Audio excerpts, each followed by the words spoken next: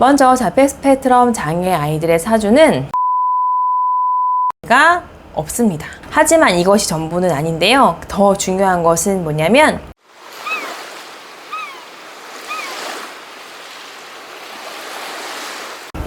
안녕하세요. 힐링베이비의 힐링사주입니다. 오늘은 제가 라이브 방송에서도 잠깐 다룬 적이 있는데요. 제가 아주 재밌게 보고 있는 드라마 이상한 변호사 우영우에 나오는 자폐 스펙트럼 장애의 사주는 어떻게 다른지 좀 더 자세하게 알려드리는 시간을 갖도록 하겠습니다. 먼저 자폐 스펙트럼 장애 아이들의 사주는 이런 특징이 있었어요. 첫 번째는 비견과 겁재가 없습니다. 비견과 겁재라는 것은 나의 일관과 같은 오행이 지지에 있는 것을 의미하는데요. 일단 지지에 이것이 없어서 내가 굉장히 약하게 태어난 경우들이 기본입니다. 하지만 이것이 전부는 아닌데요. 더 중요한 것은 뭐냐면 일간과 다른 십성의 관계가 전부 좋지 않다는 거예요.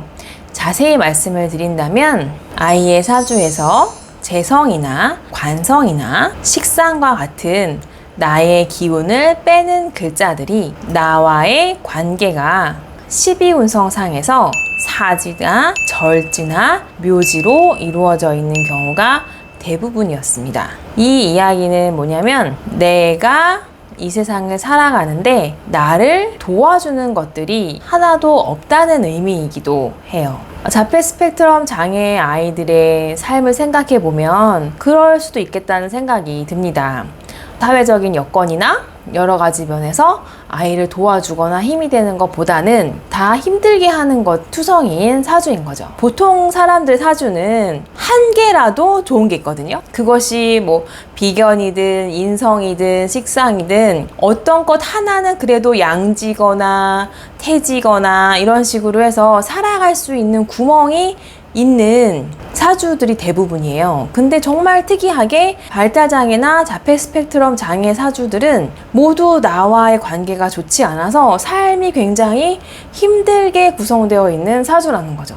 굉장히 이걸 알고 나서 저도 안타까웠는데요. 제가 여러 임상을 통해서 발견한 자폐 스펙트럼 장애의 공통점이 일간과 다른 십성과의 관계가 12운성에서 좋지 않다. 12운성이라는 것은 나와 오행의 관계를 인간의 생로병사에 대입을 해서 구분을 해놓은 거거든요. 그러니까 좋으면 생지나 혹은 걸록지나 이렇게 나를 되게 도와주는 관계도 있고 나쁜 경우에는 나를 다시 뱃속으로 들어가게 하는 절지나 묘지나 사지 이런 것들이 있단 말이에요. 근데 대표적으로 그 12개 중에서 묘지, 절지, 사지 이 3개만으로 구성이 되어 있는 사주들이 자폐 스펙트럼 장애가 될 가능성이 매우 높더라입니다. 이 영상을 보시고 자폐 스펙트럼 장애를 가지고 있는 부모님들이 혹시라도 상처를 받으실까봐 조금 염려가 됩니다. 근데 하나 위안이 될 수 있는 걸 말씀을 드리자면